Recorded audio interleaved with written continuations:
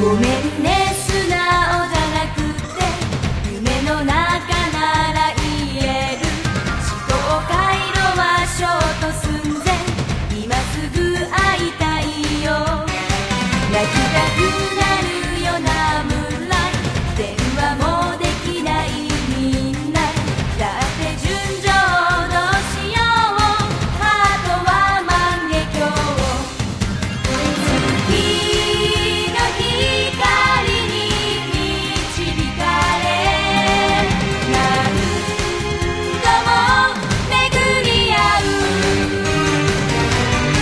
星座の瞬き数え占う恋の行方同じ国に生まれたあのミラクルロマンス信じているのミラクルロマンス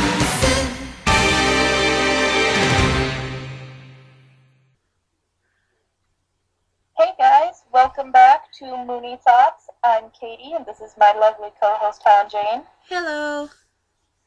And this episode is a very special episode because it is celebrating both HellenJane and my birthdays. Yay! We both have birthdays in May. Mine is May 7th. HellenJane, It's the 20th? the 20th. So, to celebrate our birthdays, we have both decided to make some Sailor Moon themed treats to have while we record the episode, including Sailor Moon transformation brooch cookies with instructions from Nerdy Mummies. Thank And, you, Ro. Yes, thank you, Ro. And various Sailor Senshi themed drinks, courtesy of Viz Media's Moonlight Parties. The Moonlight Uh, Parties is basically like celebrating a release of the next part in the Sailor Moon series. There is a drink for each Senshi and Chibiusa. I am going to be trying the Sailor Mars drink, the Sweet and Sour Sniper, and HellenJane has one as well. Yes, my one is based off the first two, I should say, misguided villains of Sailor Moon are. And the drink that I made is ginger ale and Anne. I thought it was a clever name. Yeah. Alright. Well, I have not tried the Sweet and Sour Sniper yet, so I'm going to take a sip and see how that goes. Ooh, that's not bad. It's appropriately named.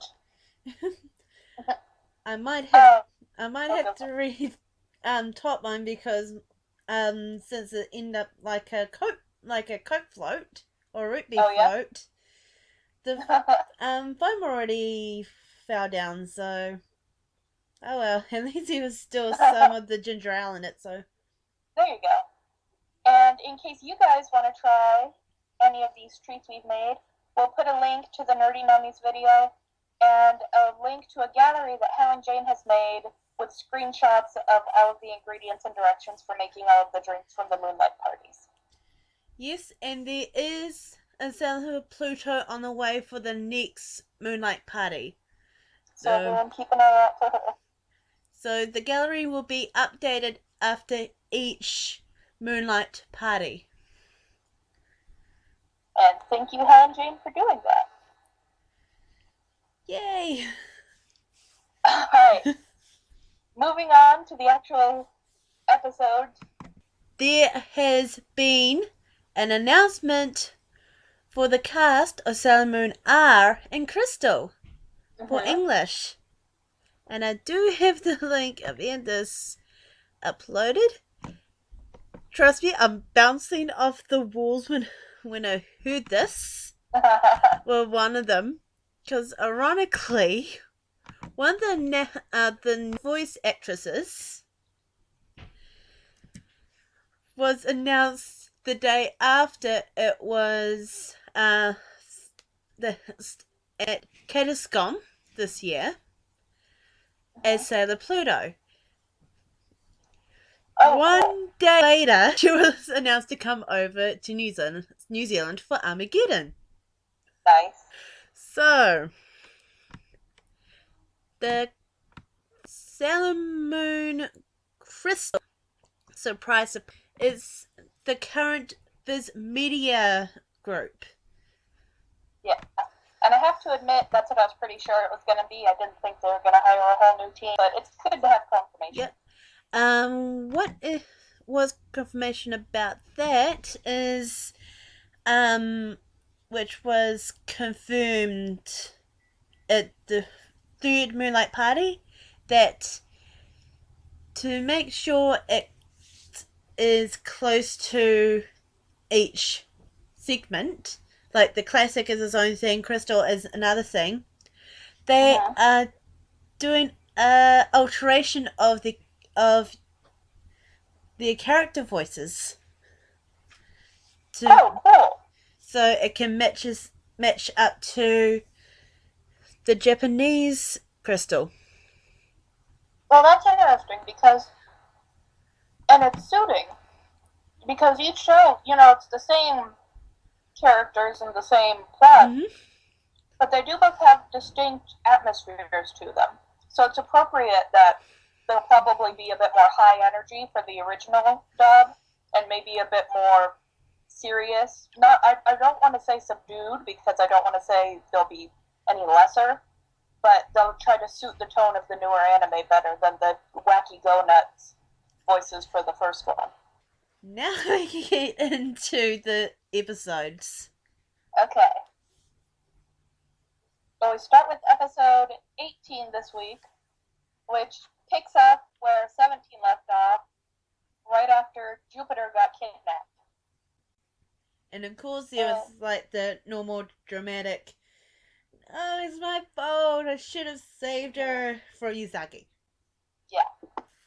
But what's interesting is that when Pets was destroyed, she left one of her earrings from the Dark Malefic Crystal behind, and the Senshi and Tuxedo Kamen managed to grab it as a sample. And then, after, all the sad and depressing that was that, we go to Usagi's house, where Chibiusa is, being happy and normal and not terrible. Hooray! She does have a happy side. And she's got her friend over, and she's all happy to see everyone. And, something happens that I wanted to make a little note about. Chibiusa just says, "Hey, Usagi." And Usagi freaks out, like, "What do you mean you're calling me Usagi?" And for some people that might have been kind of confusing, but the thing is, in Japan, when you're speaking with someone, you need to use those honorifics that you tack onto their names, like, Usagi-san or Usagi-chan or something like that, because only people who are very intimately close, like family members or spouses or people like that, will leave off those honorifics. And if you're not really close to someone and you leave off their honorific, it's considered very rude and presumptuous of you. So that's why Usagi freaked out, is because she doesn't think she and Chibiusa are that close, and Chibiusa didn't use her honorific. It explains that a little bit more in the manga. But in case anyone was kind of confused as to what that was about, that's what was happening. But had said that, Chibiusa might have considered that she was close with Usagi. Hence why she probably dropped the honorific. And she seemed pretty happy until she saw the concealed earring that Maramu saw and freaked out. Yeah, which is like, you'd think she would not carry that around just out in the open to begin with, but he did, and the price was that they freaked Chibiusa out. He should have put it in the briefcase.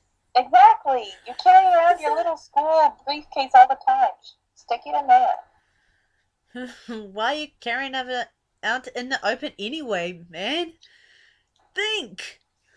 You're supposed to be the king, the future king. You should be much more considerate.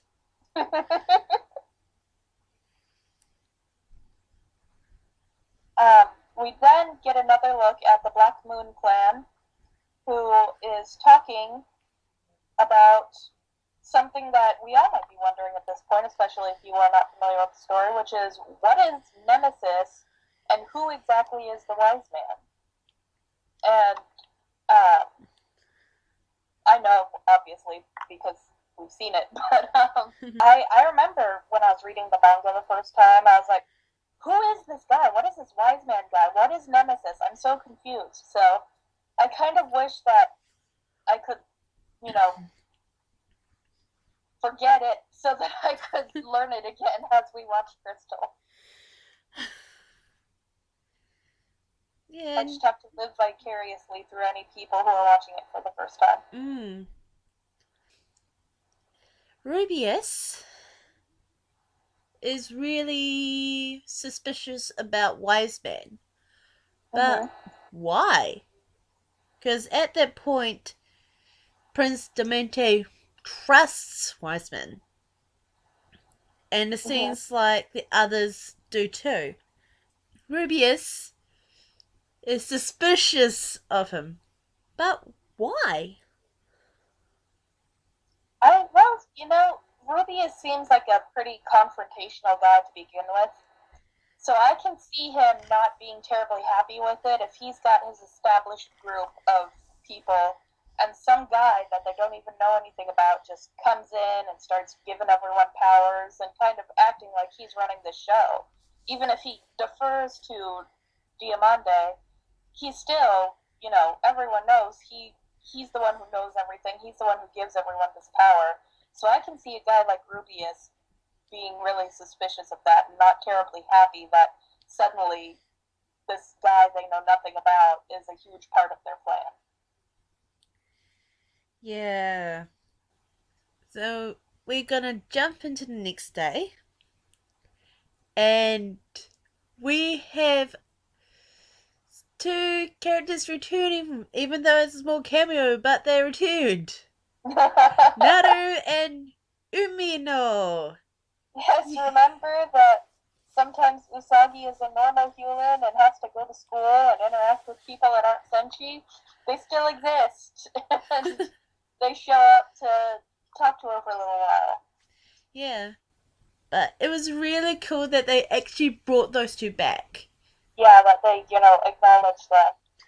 And there's another little instance of where they changed the technology to fit the setting, because in the manga, and I believe in the original anime, the Umino and Naru try to cheer Usagi up by saying, we have this, floppy disk or this tape of this,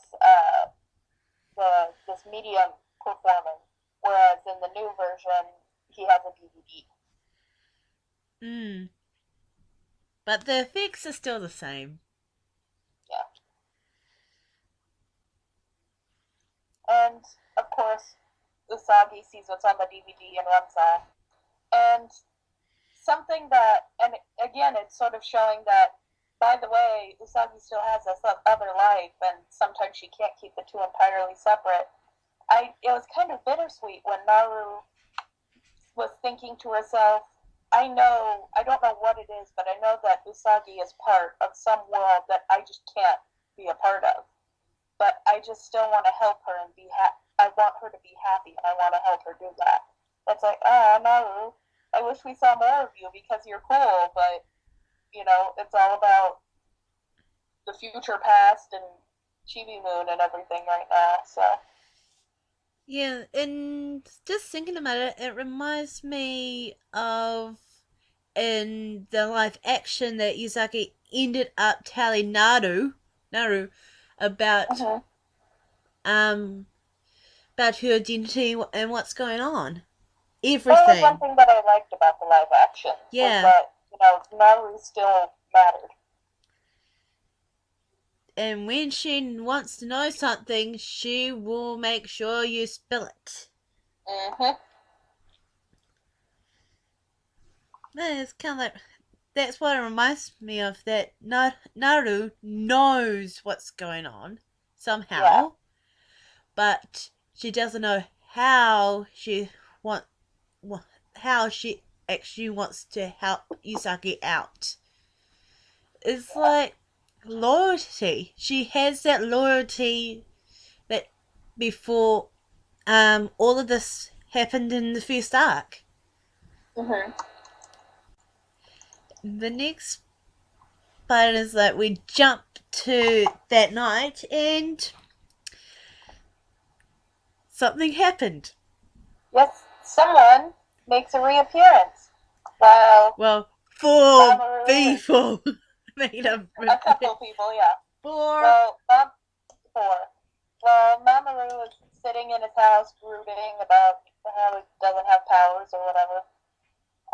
He has the 4 stones of his generals, and from those stones, their spirits emerge and come and talk Mamoru up and make him not be so sulky. Yeah. I totally forgot Mamoru still had the crystal, so it took me off. I can see him keeping them. Those were important people to him when he was Prince Endymion. Yeah. But, so that's kind of cool that they kind of remind me of the hologram of Queen Serenity and the Ruins of the Moon Kingdom, where when Mamoru is feeling really low and needs advice, they can come out and, pump him up and be his friends and give him advice and stuff. So, that's cool. And that also reminds me in this special act that somehow Luna was able to summon Queen Serenity from the moon. Even though in the main story you don't really hear about her.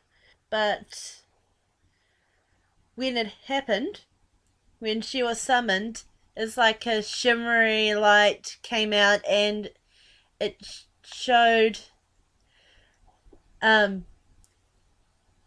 but let's put it this way. In the special act, Queen Serenity was played by the exact same actress who does Usagi, so they kind of have a resemblance. Mm-hmm. The voice was done by the one who did, I think, the one who played Queen Beryl. I need to double check with that, but it reminds me of the exact same situation that if you need advice or guidance, they will appear. Mm-hmm. So that's handy to keep around. Yeah. Of course, eventually Calaveras appears on Earth and starts doing her Black Moon attack thing. And something that I realize is that something she does and something that Berthier did and something that even Zoisite did back in Act 1 is a lot of them assume some disguise and show up on Tokyo TVs as some sort of expert in their field and say something to get everyone working towards whatever their dark plan is. And I just want to know, how do they get on TV? Like, are they actually establishing some sort of reputation behind the scenes and we just never hear about it? Or are they just like brainwashing the TV staff to let them talk? But if that's the case, then why are all of the people listening to them when no one's actually heard of them? It's weird to me. It is odd. So, I mean, I guess it, helps the plot move along, but at the same time, it's, things you think about when it's your 8th time reviewing this part of the plot. So,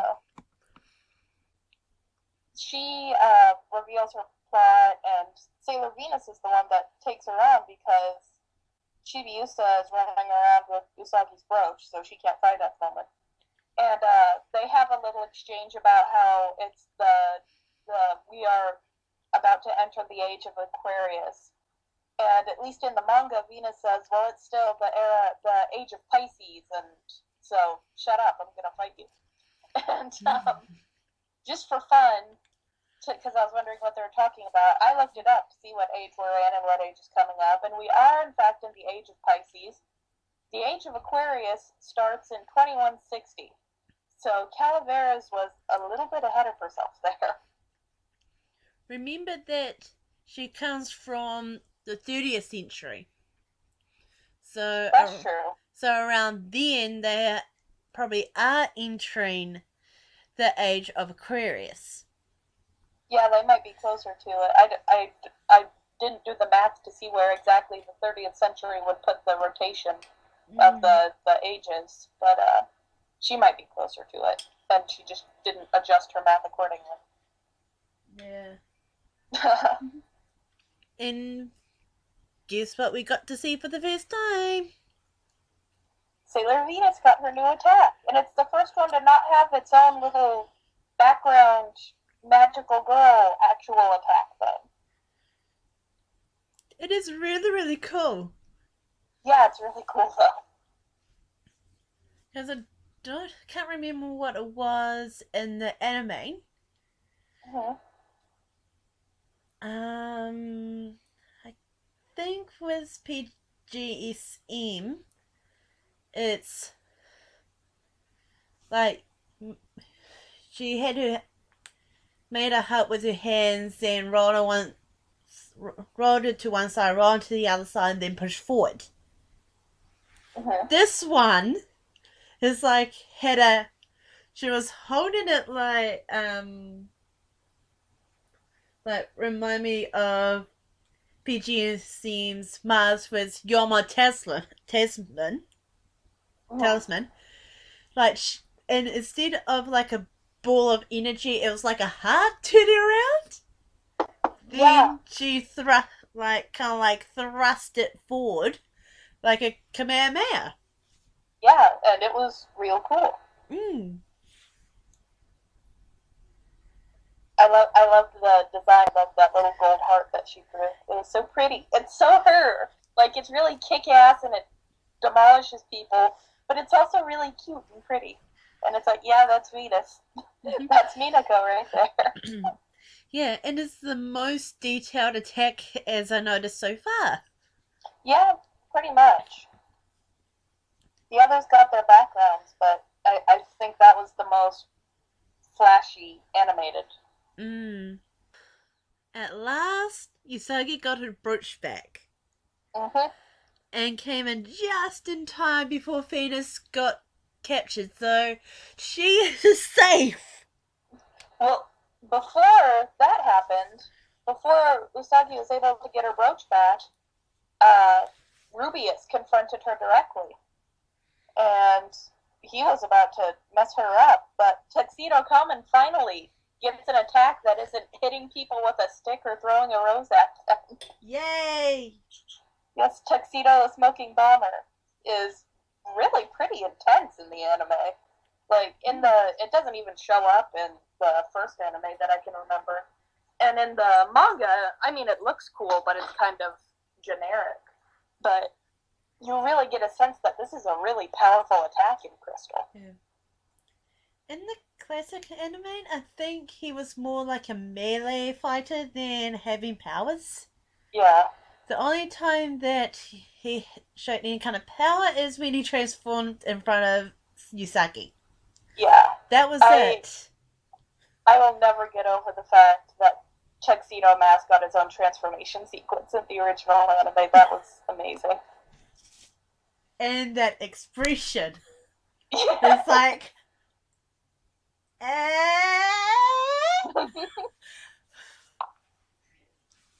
The original anime's Tuxedo Mask, his weapon is disarming and ridiculous metaphorical purple prose, and it's fantastic. I love original anime Tuxedo Mask so much. And And you can see, like, more of his funny side as well. Basically, original anime Mamoru is a giant dork at all times. And it's beautiful. I love it. And I mean, he's always a giant dork in every incarnation. He's pretty dorky in the manga. He's dorky in Crystal, but just that concentrated early 90s Japanese fashion plate giant dork that he was in the original anime is very precious to my heart. Yeah. So, moving on to episode 19. Mamoru apparently took offense to me saying that he's a giant dork because it is hotly debated if in the beginning of this episode he and Usagi consummate their relationship. Which, you know, everyone has their opinion. That's what it seemed like to me, but some people will swear up and down that that's not what happened. But what really kind of creeped me out was when Usagi is talking to him, and she says something like, it doesn't matter that Chibiusa is young and she's only a little girl because she's still a woman, so what if Mamoru loves her more than Usagi? And it's like, I feel like that's really creepy to say, oh, well, she may be 6, but she's still a woman. It's like, no, there's a difference, Usagi. No, that's not how it works. And it's wrong. Yeah, it's very wrong. So, that was alarming. And at least she seemed embarrassed by what she said. I would say that Usagi doesn't actually believe that. I think she's just so frustrated with feeling like Mamoru is putting her aside and focusing all of his attention on Chibiusa. I think it was the kind of thing that she said because she was mad, not because it's actually what she believes. And plus, with all the stress that is happening in the moment, with 3 of her friends being kidnapped, to goodness knows when, she nearly lost another one. Plus, Chibiusa isn't telling anything. Yeah. We catch up with the Black Moon clan again, and they talk about their plan. And one of the very last things that's said before we leave the ship is Esmeralda basically says, I will bring Prince Diamante the queen that he's in love with, or that he wants so badly. And everyone kind of freezes because in that sort of, you just said something you're really not supposed to say kind of way. So apparently it's pretty well known that Diamante wants Queen Serenity, but they're not supposed to mention it. I don't know why. It's not like he makes any real effort to hide it, but whatever. He's crazy. Do you mean Neo Queen Serenity? Yeah, Neo Queen Serenity. Yeah. There's a difference, but I knew who I was talking about, and I didn't even think about it. Oops. But it's creepy. Yeah, It's like, his obsession and the hologram. But he was basically saying, I will help our prince to have a love affair. But in the moment in 30th century Tokyo, it's not going to happen as of yet. And probably never will be. So I guess that's probably one part of their plans is to try and pry Yusaki and Moromu apart. You know, knowing the Black Moon clan, I don't really think it matters what she wants. He'll just, put her in a bird cage and look at her forever. So, who knows? He's crazy. We come back to the Senshi again, and Chibiusa has finally agreed to cooperate and has taken them, used her key to transport them to the realm that keeps the time door. And we see, finally, in person for the first time, Sailor Pluto. And she, if you can remember, the first century in the outers, not the inners, because the inners is depleting, has seen outside of their own group. Because remember, there is Saturn, Uranus, Neptune, and Pluto. This is another one of those times where I wish I could, like, experience it for the first time again, because I just imagine, not thinking, oh, okay, the Senshi are all here, this is all of them, and then, bam, there's another one, and oh my god, I would freak out. I did. I freaked out. But it's really, I'm glad we see her again. Whenever I had watched the original anime, and I'd reach the R series, I was like, Chibiusa shows up, but I'm going to power through it because I know eventually Pluto shows up too, and that makes it worth it. So... Yeah. In the classic anime, they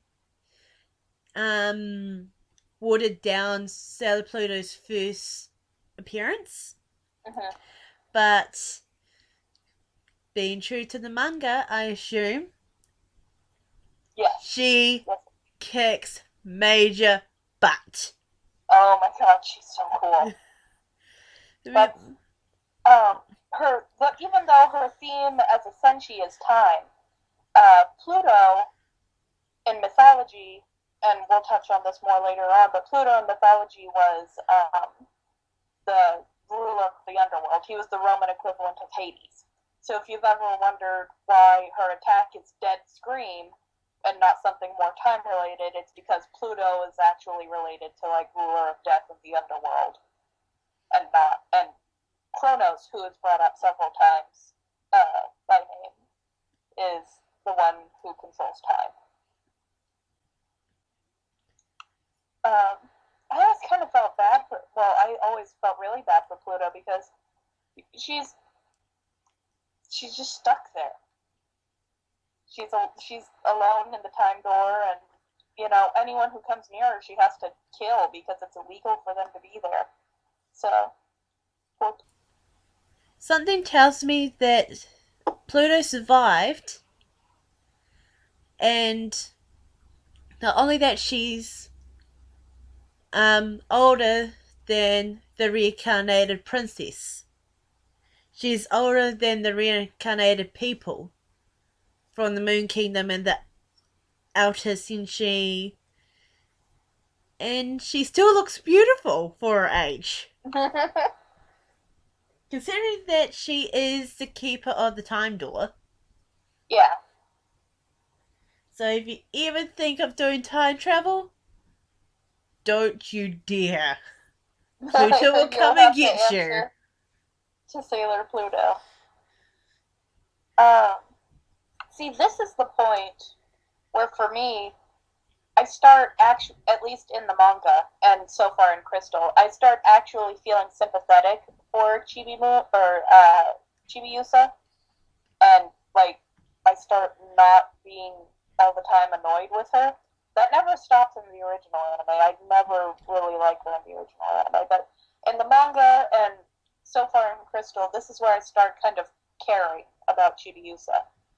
Not just because Pluto likes her, but because as you learn more about, like, what she's doing and why she's there, and more of her behavior and rationale is explained, I resent her less as we move into this part of the story.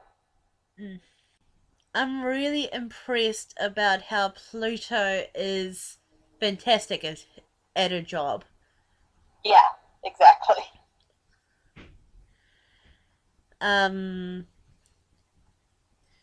Before the South Scouts gets killed, Chibi used to stop them. And because of that, there was an automatic truce. Because Pluto semi-skulled Chibiusa then is happy that she is safe. Mhm. Then she apologized to the group and thanked her for bringing her back. Mhm. And through that, she let them go through the time door to the 30th century and to what's left over Crystal Tokyo. Mhm. At that point, Chibiusa explains why it looks so like something exploded and everything died, and it's because something exploded and everyone died. But what's cool is for a split second, in this flashback Chibiusa is having before this big explosion happens, you can see sort of what Crystal Tokyo looked like, and even from the bodies that you can see around them when they're in the present, or when they're in 30th century Crystal Tokyo, you can see, what 30th century fashion looked like. And really, in the manga, any people that it shows from the future, they all just kind of dress the same, and you never really get a good look at Crystal Tokyo itself. So it's cool that we're finally seeing some glimpses of that.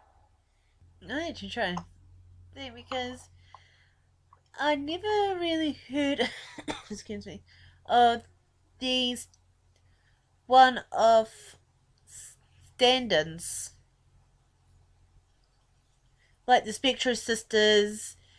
Somehow they got killed because they got in the way. Mm-hmm. And all they did was follow orders. Mm-hmm. But the twins, they are a pair of twin males. Mm-hmm. They appeared, introduced themselves, and a battle emerged. Yes, Kira and Akira both are they're twins who are subservient to Esmeralda, and they have this big battle. But what's interesting is that in the original anime, despite them having a fairly prominent role in Crystal and in the manga, they were just two more monsters of the day in the first anime. They didn't even appear in the future. They just showed up in present day Tokyo, and I think one attacked a school and one attacked a park, and they just sort of did really basic stuff until Sailor Moon finished them off. But yeah, originally they had a much more important role. They teamed up with Esmeralda herself to attack the group while they were in the future. And it looks to me, even though if you base it on the original anime, they were just more monsters of the day. They were just more droids. To me, it seems more like they are like the Spectre sisters. That they're not droids. They're actual people who they're basically the equivalent of the Spectre sisters to Esmeralda, whereas the Spectre sisters were minions of Rubius. Mm. That's what I think, at least, because they have the Black Moon Clan marks on their forehead, and they have earrings that look like they're made of the malefic crystal. I think those are actual clan members. They're not just droids. Mm. The thing they're talking about, like, chemical reactions or prism reactions or whatever, all this science stuff. I was going to try to look it up and see if any of it was real or if they were just, making it up. I have no idea. The fact is, I was looking it up, and I don't know. They just sort of say words, and they might be true. They're probably not. They probably just made up a bunch of stuff, but there are so many words that I could not fathom being real that I couldn't look them up. I don't know if any of what they said made any actual scientific sense. But it didn't matter because they get dispatched. Yeah. Any scientific Moonies, if you like to help us out with that, feel free. if you understood anything they were saying and if any of it made sense, let us know. Or if it was all, just typical cartoon gobbledygook that doesn't actually apply to the real life, let us know. A voice came into Tuxedo Kamen's head to tell him to use his tech to free everyone. Ended up destroying the twins as well. Then they were free to enter the castle. Yep. This mysterious voice that first told him how to use the smoking bomber came to him again. After a short trip into the Crystal Castle, they meet Diana, who's tiny and cute, and I love Diana. She's one of the other things that makes it worth putting up with Chibi says, because Diana's there. But Diana sort of frolics off, and everyone wonders where she's going, and she's going to meet the source of Mamoru's mysterious voice friend, and it is none other than Tuxedo Kamen in a different suit. Shock horror. Can remember those the animation American dub, well, the first American dub episode previews and Sailor Moon C segments, those little boxes. Yeah, how they would have that there's that animated box around the screen where it was, kind of a flashy little animation while it showed episode previews or while it did the Sailor Moon segments. They did something kind of like that in this episode. Whenever, especially when Usagi or Mamoru was shocked, they would kind of have this little border around them of little, bunnies and whatever, and it kind of reminded me of that. We are now probably going to take a break now. Right about now. I'm going to get a refill because this sweet and sour sniper is pretty good. So while we top up our drinks, we're going to let you listen to a remix. And what remix is it?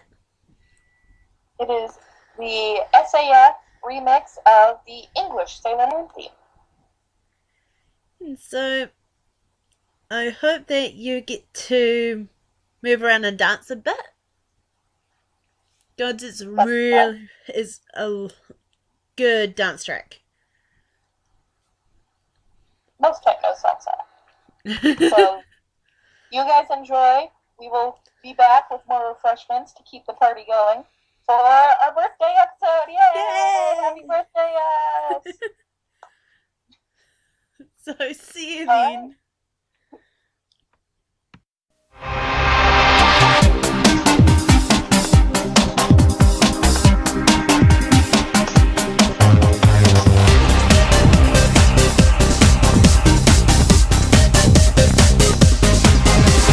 Fighting evil by moonlight, winning love by daylight, never running from a real fight.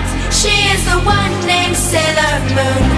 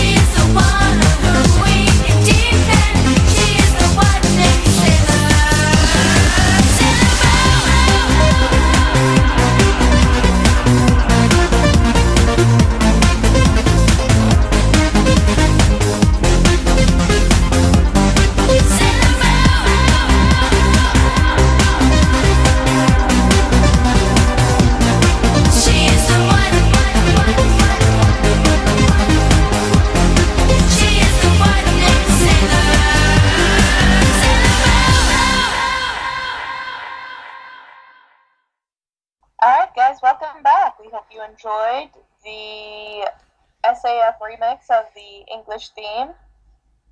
Since this is our birthday episode, and we want to celebrate because birthdays are fun, we have decided to do a special round of Moon Trivia Attack featuring each other's favorite characters.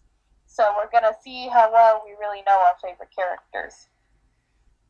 By now, I will... by now you should know the rules. We Mhm. ask each other. If we get it right, we get a point. Depends on how well we answer. And at the end of the season, we count up all the points for each single round, and the winner gets to do something for the loser. But we still don't know what yet, so if you guys have any suggestions for what the winner should get, let us know. Email us, leave comments. And also feel free to leave comments with what questions you knew the answers to and which ones you didn't know. Yep. Because that way, if we get one wrong and a bunch of other people also say they got it wrong, we don't feel as bad. Alright. HellenJane is going to be asking me questions about Sailor Mars, also known as Reihino, and I will be asking her about Sailor Moon, Usagi. It looks like I am asking the questions first, so we're going to dive right into it. Are you ready, HellenJane? Ready as I ever be. Alright. Question number 1. What is Usagi's birthday? And as a bonus question, what is her Western zodiac sign?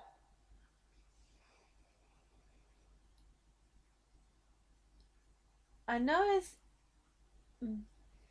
know is on the last day of a month. I'll go ahead and let you know you have that right. Actually, I think her birthday is coming up next month. I think. So what would your answer for that be? The 31st of June. I'm going to go ahead and give that to you, but June only has 30 days. Yeah. I forgotten about that, but I know it was the end of the month because it marks 1 year of Vismedia's announcement of the first part of Sailor Moon Classic. Yeah. Because at the time they announced the cast. They had a panel to ask the questions. Some of the original crew was there as well to have a panel of their own. Uh-huh. It was I think on that day they call it Sailor Moon Day because, funny enough, it's also the exact same birthday as Chibi Moon / Chibiusa. But her zodiac though. So yeah, we've been partying pretty hard and we're pretty tired. So there's bound to be a couple interesting answers. But June 30th, I'll take it. And I think she's a Cancer. Yes, that is 2 points. Yay! Alright. This is question 2, what is the Japanese word for Usagi's hairstyle? Dango. I'll give you a half point. It's Odango. Odango.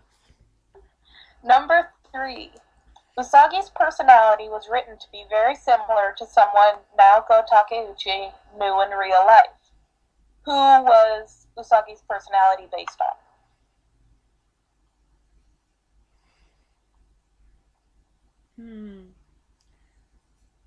Last time that I read, and this is when we were doing a bit of research. Well, I was doing some random reading, to be quite honest, before. Like, how many months ago, just make clear, I didn't look over the answers beforehand or read anything beforehand, but I remember one of the trivia things I read that each of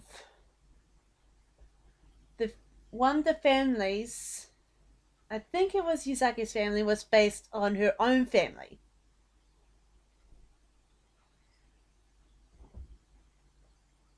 Alright. But I can't remember that she had. I don't think she had another sister. I knew that she had a brother. Uh-huh. And it's kind of awkward to base a character on yourself. But for this one, I have to pass because I can't remember. It actually is herself. What? She wrote Usagi to have most of her own personality traits. Well, you were right, though. All of her family, her mom, dad, and brother, are all, at least to some degree, based on and all named after Naoko Takeuchi's real-life family. Yeah, that I know so much. That much. I can't remember. I must have had a brain fart. Alright, number 4.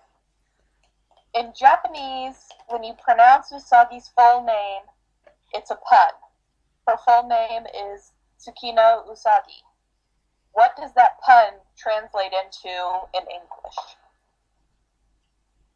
That I actually don't know. I know that Usagi means rabbit. I know that. So something rabbit. Alright, well, I'll give you a half point because you knew rabbit. Yeah. Tsuki is one of the Japanese words for moon, and adding no indicates a possessive. So if she's Tsuki no Usagi, basically that phrase could be translated to mean rabbit of the moon. Ah, that's right. Based on one of the Japanese mythology of the rabbit on the moon. Uh-huh. And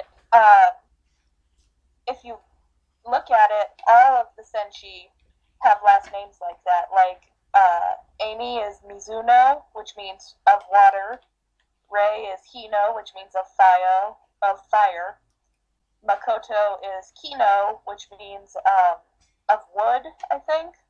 And then Minako is Aino, which means of love. So they all fit that theme. Alright, last question. And it's a bonus question. There's a bonus point available. What was the name of Sailor Moon's final and most powerful attack in the original anime? And as a bonus question, what item did she use to perform it? Oh, I know what the item looks like. I know it's like looked like his. I knew it was a scepter when she had it. It looked like a crown on top. Then to add on to wand, she had this kind of like interesting star object that she slammed her wand in, and this stuff grew. Do you have any guesses as to the name of the attack or the name of the item? Right, I know what the item looks like, but I don't know the name. Shoot.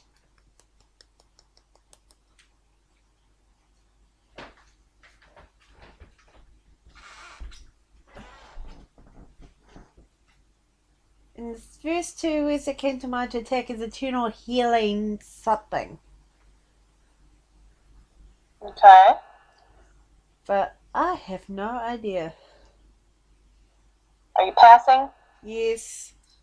Alright, the attack is Silver Moon Crystal Power Kiss.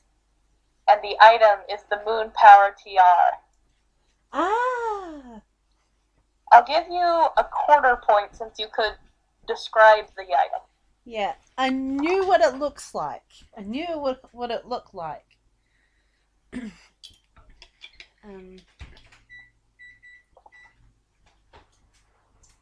is about to be edited out. And that was all of the questions for HellenJane. So she finishes this round up with a total of 2.5, 3.25.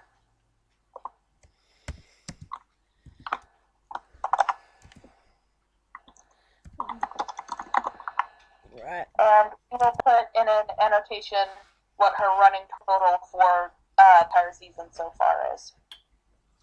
And for this round, just to make sure that it's all up to date. So I won't have the same mistake as last time. Yeah. Alright, and now I depend upon my sweet and sour sniper to spiritually guide me in my answers for Sailor Mars.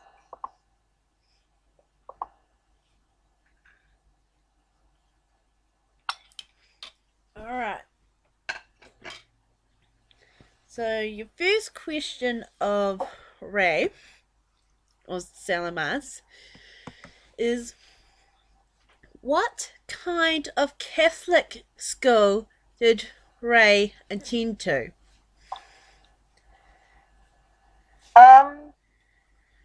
She went to a private Catholic school called PA Girls Academy. Is that what you were looking for? No, it's what kind. What kind of Catholic school? A Roman Catholic school? Yep. Okay. When I was looking through it, like, we know in Japan they have after-school clubs. Mm-hmm. And it's like nearly any kind of subject under the sun. Mm-hmm. The question that popped up to my mind is, how on earth did they let fortune telling and a supernatural club come to exist at that school? Since it's Roman Catholic. You would think a Roman Catholic school, like run by nuns, wouldn't have a paranormal club. But I'm gonna go out on a limb and say that Naoko Takeuchi isn't Roman Catholic, so she isn't familiar with their rules and structure very much. Yeah, but I will give her kudos of giving Ray a separate school. Mm-hmm. And with that school, since it's private, when she gets to a higher level, only her ribbon changes. Yeah, and it's a way to kind of show that her family has got some money too, because she doesn't go to her district's public school. She goes to this fancy private school. Speaking of which, question number 2. Which of the 5 media versions of Ray's story goes more in depth with her and her father? I believe the one that goes most in depth with her father in terms of what's actually in the story and not like in side interviews and extra chapters would be live action PGSM. That is correct. Yeah. Side note, he does actually appear. Oh wow. Yeah, he does, doesn't he? Yeah, he does appear in the show. And little interesting fact, for like the first time you see Ray in a really frilly dress that she hated, including earrings. Yep. I remember in the manga, it's not even in the story itself, it's a collection of short stories, and one of them is about her past and why she's so distrustful of men and more about her relationship with her father, but it isn't actually included in the main Sailor Moon storyline, so I didn't think it would count. Question number 3, and it's bonus. Yay! There's a bonus answer. What was one out of 2 forms that wasn't shown in any animes, live action, or the musicals than the manga that Ray or Sailor Mars received? The bonus question is, what is the other form? Forms that Sailor Mars or Ray had that weren't actually shown in any of the medias. Except for the manga. Except for the manga.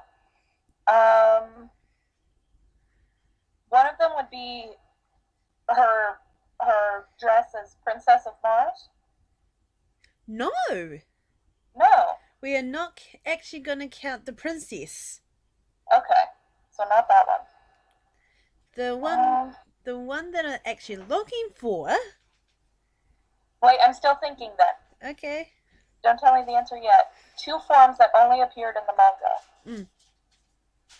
Am I allowed to ask, are they transformations or just like general outfits? I'm not going to tell you. Okay. I know they did. Did they not? Was it in the manga only when she had her like evil form after she was mind controlled in Stars? Well, You got the bonus question, okay. but not the actual question. All right, then I don't. That's the only other one I can think of. So what's the actual one that I'm looking for is Eternal Sailor Mars. Oh, did they not do Eternal in the anime? I thought they did. No. Oh. Only in the manga. And Okay. each of the main ones of the inner got eternal forms. See, yeah, I knew that. I just, for some reason, I thought I could remember anime art with them in their Eternal uniforms. I apparently hallucinated that. Question number 4. Sailor Mars planetary symbol, true stance, that's look like a mouse symbol, is the Roman god's shield and lance. But it also stands for something else. What is it? I know a lot of planetary signs are used in alchemy, so it's probably some kind of element.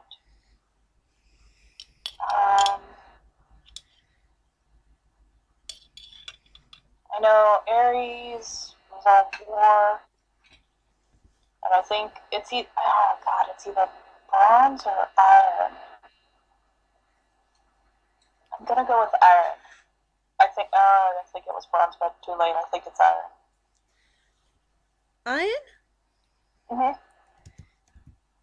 That is correct. Oh, yay! And the last question, which is another bonus question. Okay. What is Ray's prototypical name? Oh.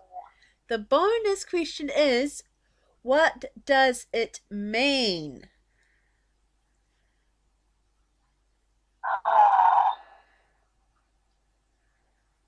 I know it started with like an M, and the second name started with a Y, and it meant eternal night.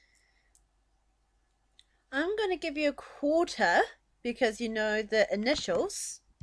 Okay. The name, and I did practice, is Miwai Abbey Yoruno. Miwai Abbey Yoruno. and the meaning of it is elegance of night. Ah.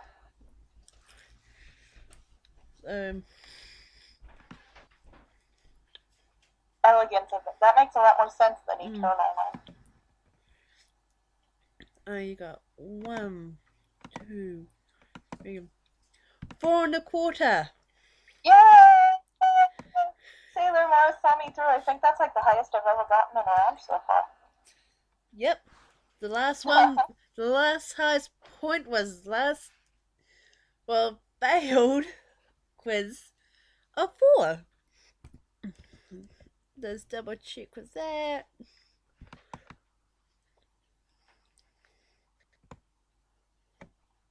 Yep. Let's have a look. This is going to be interesting. I'm going to let you add the total up, and we will put an annotation about who's in the lead and we still really need suggestions on what the winner should get from the loser, so let us know what you think we should do. According to our calendar, you guys have 1, 2, 3, 4 more months. 4 more months to suggest what the winner should give the loser, because our final episode in season 1 of Moonie Thoughts is in October.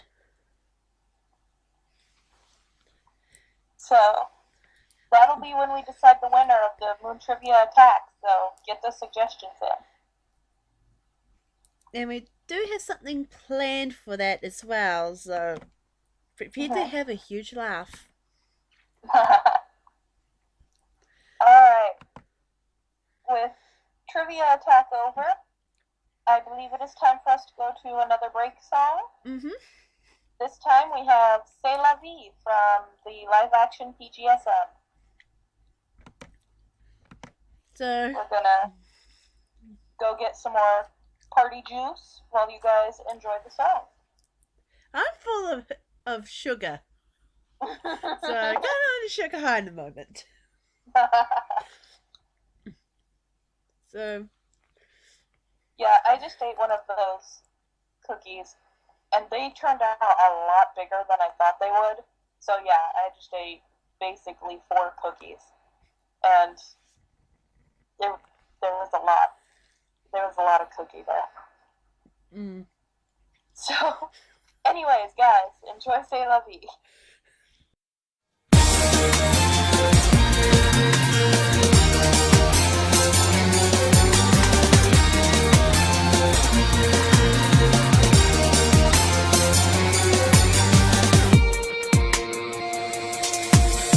どうしようもない衝動に突き動かされて今私のそれは始まった君を求める想い予定調和の衝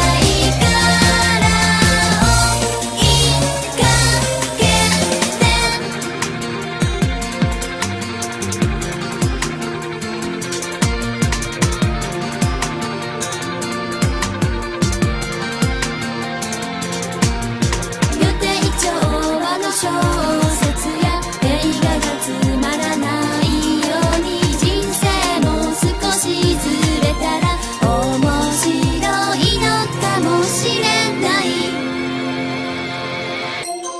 熱い気持ちはセラビ、私が私でいる限りセラビ、あなたを愛し続けたい。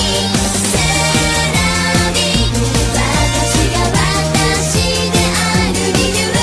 セラビ、あなたがあなたである理由。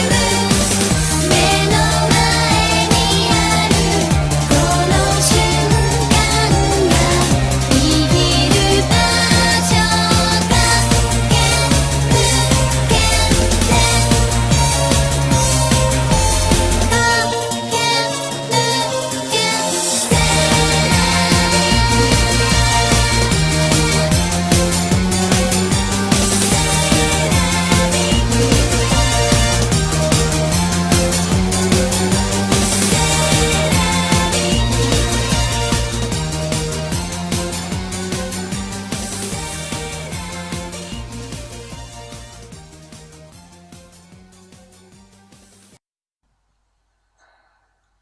Welcome back, guys. We hope you enjoyed C'est la vie. We have regained our composure. We're focused up again. We're good. And we're going to go into the merch of the podcast, which this month are some really cute Sailor Moon umbrellas made by Super Groupies, a Japanese company, in collaboration with the Sailor Moon Crystal team.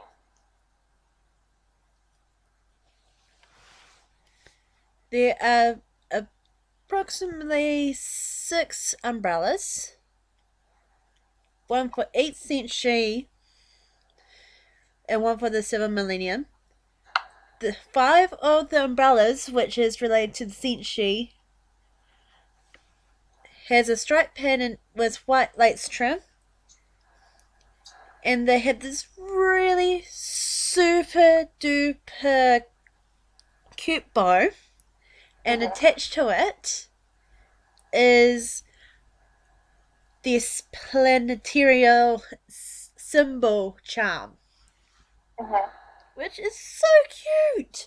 They're pretty cute. And on Sailor Moon's, her charm is her first transformation brooch. Sailor Moon's umbrella is blue with a red bow. Sailor Mercury's is blue with a blue bow. Mars is red with a purple bow. Jupiter is green with I think it's supposed to be pink, but it's pretty red.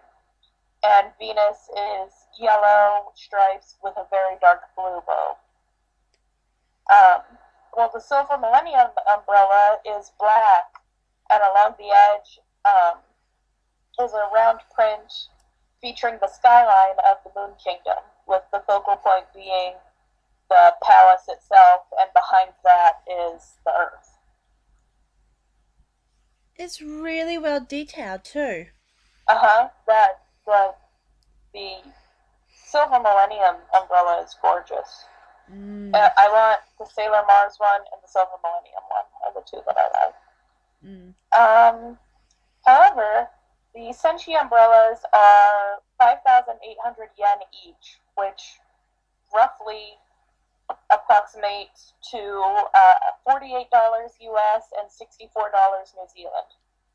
And the Silver Millennium umbrella is higher than that at 6,800 yen, which is about $57 US and 75 New Zealand dollars. But if the price is not a deterrent, you can pre-order them at Super Groupies. We'll put a link in the description. However, it is a Japanese site, so we will also put a link in the description from SailorMoonCollectibles.com. That's a step-by-step guide on how to go through the pre-order process on Super Groupies, even if you don't speak Japanese, which most of us don't. The umbrella itself will be released in July. I was actually just thinking during that wouldn't it be cool that one day that they release the umbrellas that they have in crystal, like the actual umbrellas? I know someone somewhere is selling Usagi's at least, because I've seen it. I'm not sure, and I'm pretty sure I've seen the other ones, but I don't know if they were official. They might be fan-made. Yeah. I want the Usagi one. It's so cute. With the rabbits, yeah. I can imagine holding the umbrella in one hand and having the Tuxedo Kamen puppet in the other. Ah, yes. We're just so full of good ideas. They need to hire us onto the marketing team for stuff to make. Yeah. But yeah, that's basically the umbrellas. Like the first current umbrella series that I am aware of at this day and age. I don't know if they had umbrellas back in the day, but not as detailed as this. So yeah, I'm sure, because, I mean, umbrellas are everywhere in Japan. I'm sure there were Sailor Moon print umbrellas, but I don't know if they were quite as fancy in quality as these are. I hope you guys enjoyed this first segment, because it is the last one we are going to have for the next 3 podcasts, because the next 3 topics we have in mind are going to get pretty in-depth, and in the interest of keeping the podcast from getting too long, we will probably be devoting both the second and third segments to those subjects. But they're really cool subjects. One especially is something that I haven't really seen anywhere else do.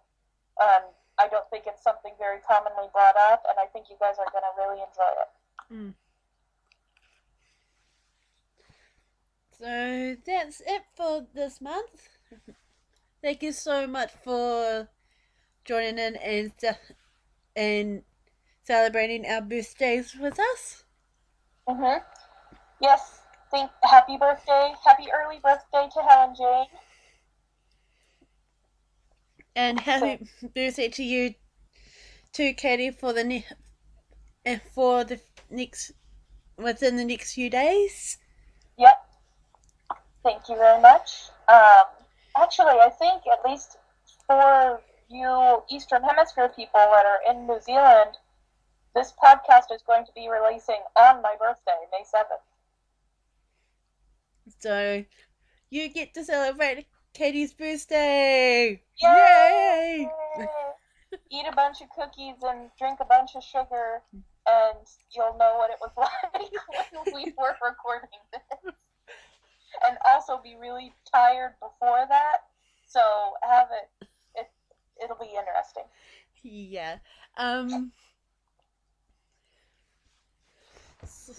Don't forget, we do have an email address.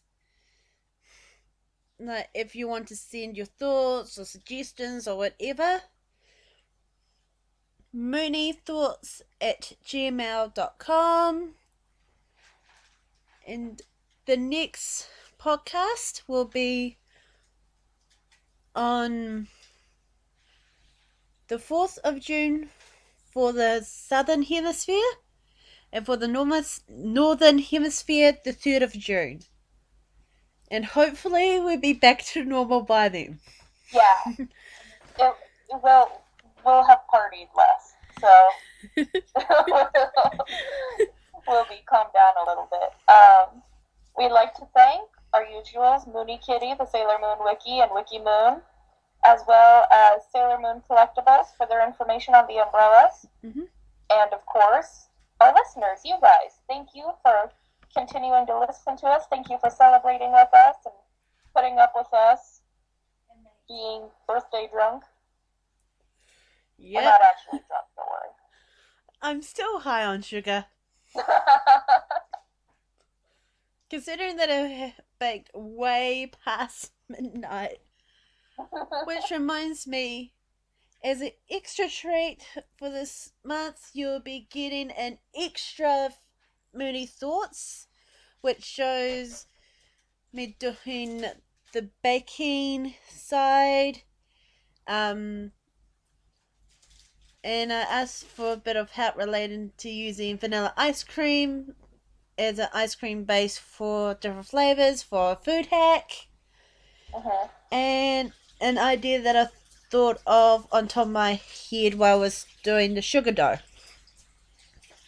There'll also be, I took some pictures of a few in progress shots as well as I was making the cookies, and I took a few pictures of the finished sweet and sour sniper. So HellenJane will add those into the video as well. And also we do have an update coming up as well, so keep an eye out for that. That'll be me, so I'll have that out pretty soon after this episode. Yeah, and hopefully by next month, I'll be back to normal. So I think that's it. Yeah. So we will catch you in the next podcast. We'll see you in number 9, guys. Yeah. And make sure that you brush up on a bit of culture while you're at it. See ya!